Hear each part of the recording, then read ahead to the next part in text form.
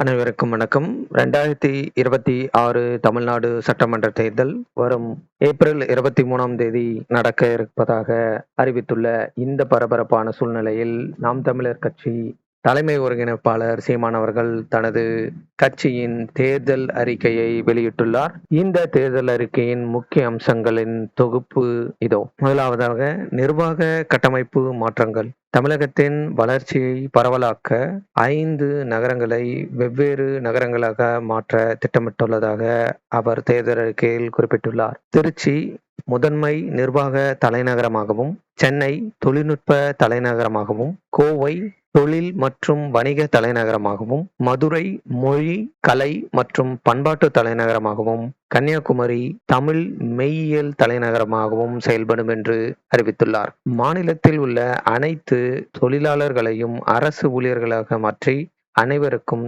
தரமான மாத ஊதியம் வழங்கப்படும். ஆதிதிராவிடர் தனி தொகுதிகளைப் போல பெண்களுக்கு தனி தொகுதி ஒதுக்கப்படும் என்றும் குறிப்பிட்டுள்ளார். உயர்நீதிமன்ற வழக்காடு மொழியாக தமிழ் அறிவிக்கப்படும்.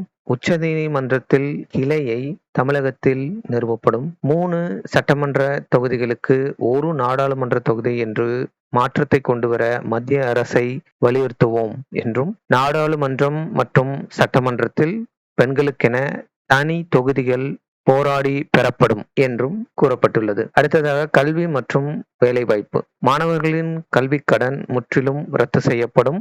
எல்கேஜி முதல் முனைவர் பட்டம், அதாவது PhD வரை உலகத்தரம் வாய்ந்த கல்வியை அரசு மூலம் இலவசமாக வழங்கப்படும். தனியார் பள்ளிகள், கல்லூரிகள் மற்றும் மருத்துவமனைகளை முழுமையாக ஒழித்து அவற்றை அரசுடைமையாக்குதல். சீபா ஆதித்தனார் பெயரில் உலக அளவிய விளையாட்டு பல்கலைக்கழகம் அமைத்தல் மற்றும் பாரம்பரிய விளையாட்டுகளை மீட்டெடுத்தல். 15 லட்சத்திற்கும் மேற்பட்ட படித்த, படிக்காத இளைய தலைமுறைக்கு அரசு வேலை வழங்கப்படும். படிக்காதவர்களுக்கு கால்நடை வளர்த்தல், பேணிக்காத்தல் உள்ளிட்ட அரசு வேலை வழங்கப்படும் என்று குறிப்பிட்டுள்ளது. அடுத்ததாக, வேளாண்மை மற்றும் விவசாயிகள். விவசாயத்தை தேசிய தொழிலாக அறிவித்து, வேளாண்மையை அரசு பணியாக அறிவித்து, உழவர்களை 40 வயதுக்கு மேற்பட்ட விவசாயிகளுக்கு மாதாந்தோறும் ஓய்வூதியம் வழங்கப்படும். இளநீர், நுங்கு, பதநீர் ஆகியவை தேசிய குடிநீராக அறிவிக்கப்படும். ஆறுகளில் 15 கிலோமீட்டருக்கு ஒரு தடுப்பணை கட்டுதல் மற்றும் குடிநீர் விற்பனையை முழுமையாக தடை செய்தல். வன பாதுகாப்பு மற்றும் புதிய சட்டங்கள். வனக்காவல் படை. தமிழக வனப்பரப்பை 33 விழுக்காடாக ஆக்குதல். கடற்கரை தாது மணல் கொள்ளையை தடுத்தல் மற்றும் இயற்கை வளங்களை பாதுகாத்தல். இவையெல்லாம் வேளாண்மை மற்றும் விவசாயிகளுக்கான வாக்குறுதிகளாக குறிப்பிடப்பட்டுள்ளது. அடுத்தது, முக்கியமாக பெண்கள் பாதுகாப்பு மற்றும் பெண்ணுரிமை வாக்குறுதிகள். பாலியல் குற்றங்களுக்கு கடுமையான தண்டனை. பாலியல் குற்றங்களுக்கு எதிரான சட்டங்கள் மிக கடுமையாக்கப்பட்டு அத்தகைய குற்றங்கள் முற்றிலுமாக தடுத்து நிறுத்தப்படும்.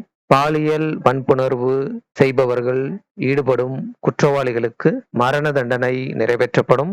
பள்ளிகளில் வெறும் பாடப்புத்தக கல்வியோடு நிறுத்தாமல் பாலியல் விழிப்புணர்வு, தற்காப்பு கலைகள் மற்றும் உடல்நல கருத்துரைகள் கற்பிக்கப்படும். பெண்களுக்கு சரிபாதி வேலைவாய்ப்பு என்ற அடிப்படையில் தமிழக அரசின் அனைத்து துறைகளிலும் பெண்களுக்கு 50% சரிபாதி வேலைவாய்ப்பு உறுதி செய்யப்படும். காவல்துறை, விண்வெளி, மென்பொருள் போன்ற அனைத்து உயர் துறைகளிலும் பெண்கள் பங்கேற்க வழிவகை செய்யப்படும். அனைத்து பணியிடங்களிலும் கட்டாய CCTV கண்காணிப்பு உறுதி செய்யப்படும். ஆபத்து காலங்களில் குடும்பத்தினருக்கும் காவல்துறைக்கும் தகவல் அனுப்பும் வகையில் பெண்களுக்கு தனிப்பட்ட பாதுகாப்பு கருவி சேஃப்டி டிவைஸ் வழங்கப்படும். ஊடகங்கள் மற்றும் திரைப்படங்களில் பெண்களை இழிவுபடுத்தும் போக்கை தடுக்க தக்க சட்ட நடவடிக்கை எடுக்கப்படும். இவையெல்லாம் பெண்களுக்கான வாக்குறுதிகளாக வழங்கப்பட்டுள்ளது. அடுத்ததாக, திருநங்கையினர் நலம் மற்றும் வாழ்வாதாரம். திருநங்கைகள் பிச்சை எடுப்பதையும் பாலியல் தொழில் ஈடுபடுவதையும்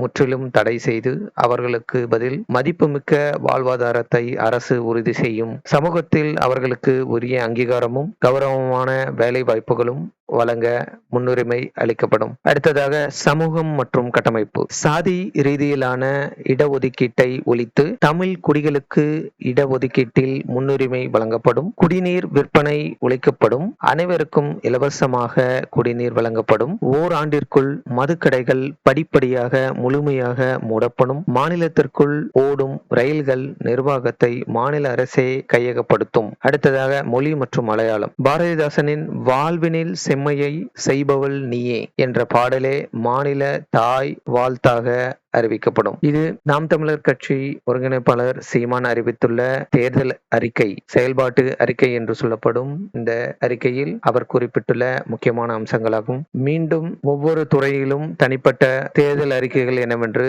அடுத்தடுத்த வீடியோவில் பார்க்கலாம். இந்த வீடியோ உங்களுக்கு பிடித்திருந்தால் லைக் பண்ணுங்க, ஷேர் பண்ணுங்க, வாக்குப்பெட்டி சேனலுக்கு சப்ஸ்கிரைப் பண்ணுங்க. நன்றி, வணக்கம்.